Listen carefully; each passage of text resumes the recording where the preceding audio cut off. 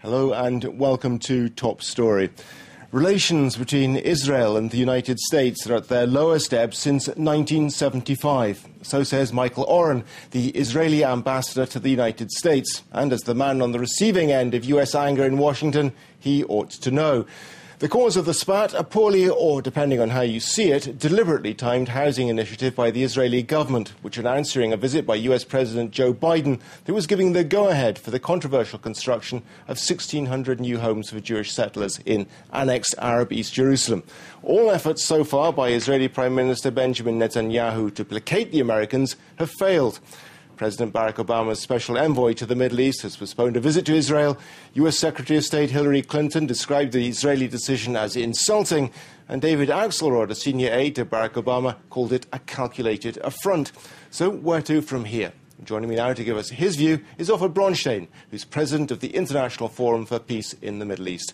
Thanks very much for being on the programme. Ofer, how do you assess this? Is it just a spat between friends, or is it something rather more serious than that? I believe that it's more serious at this stage. Let's not forget that the Obama administration have as a goal to withdraw the American army from Iraq, to stabilize the situation in Afghanistan, and to fight seriously, radically, Al-Qaeda and the terrorist organization. Let's not forget that on the international agenda today, it's how to put pressure on Iran for them to give up their nuclear project.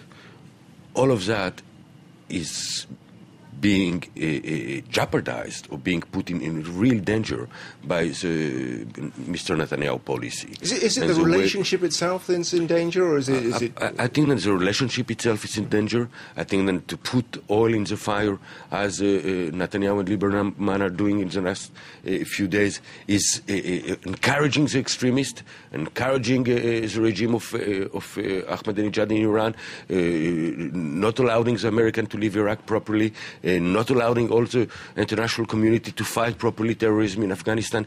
It's creating an excuse, a pretext for all the radicals, all the extremists to say, hey, look at your partners, look at the Israeli. At the time then we are talking about going back into negotiation, going back into talk, trying to achieve the two-state solution between the Israeli and Palestinian. At the same time, when the main friend, the main ally of Israel in the world, by his Vice President Joe Biden, when they arrive, are being spit on the face, humiliated. Yeah. This is unacceptable, very dangerous. Yesterday, Hillary Clinton did seem to back off a little bit, saying that the relationship itself between the United States and Israel wasn't threatened, but clearly making sure that the pressure stayed on Israel to shift its position, but saying that the relationship itself was, in a sense, sacred. I agree with you. I do believe that the Israeli-American relationship are very deep, are very solid, are very strong.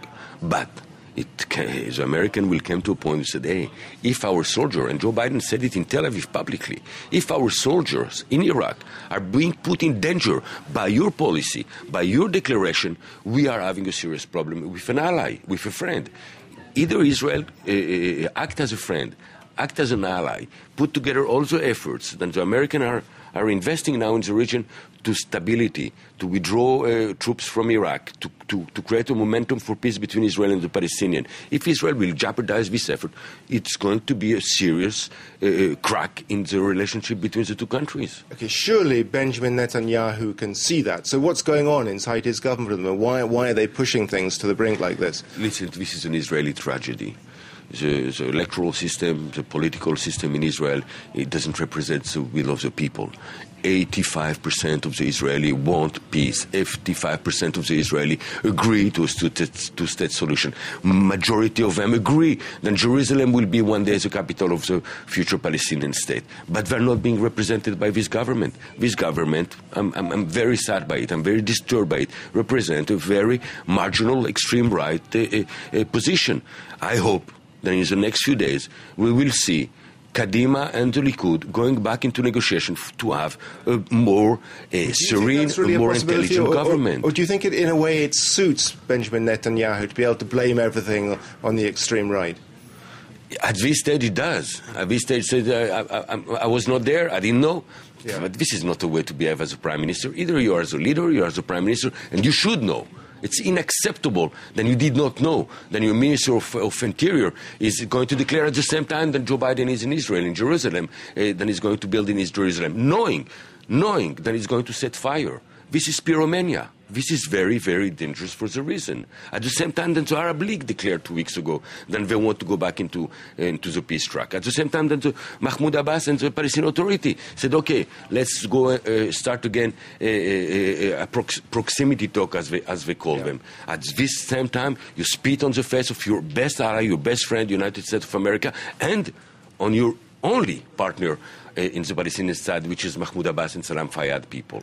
It's absolutely irresponsible. We have to go back into track. We have to do it fast, with humility, with serenity, and with absolutely responsibility. To be irresponsible in the Middle East, it's very, very dangerous. Clearly, the Americans, Washington is clearly expecting something now from the Israeli government, an initiative in response to this crisis. What must the Israeli government do to placate Washington? I think this government must declare and act on the ground, saying that East Jerusalem is part of the occupied territories in 1967, and Israel is not going to build in East Jerusalem. This is a strong declaration that has to be done as soon as possible by this government, and to go back immediately into negotiation with the Palestinians. Okay, realistically, Ofer, can you see this government doing that? If the configuration of the government change, and if Netanyahu won't be an hostage, if Netanyahu is an hostage of an extreme right minority in Israel, so what you're his saying government will collapse. He has to change his coalition partners. Absolutely. He has to jettison the right, and he has to get into bed with Kadima, effectively. Absolutely. He has to have a more moderate, more center policy, more responsible one. He has to go back into his ally. Europe is his ally, and Mrs. Ashton is in the Middle East now. Ban Ki-moon, Secretary General of the UN, will be there on Friday. Go back to his ally, go back to the international community, go back to the Arab League, and go back mainly to the Palestinians and tell them, I am serious, I'm in business, I want peace. He has to say it, he has to show it. But realistically, it doesn't seem to be happening, does it? There's very little sign of remorse from the Israeli government at the moment. Listen, I'm fighting for peace for the last 35 years. I do believe that a lot of positive things were achieved.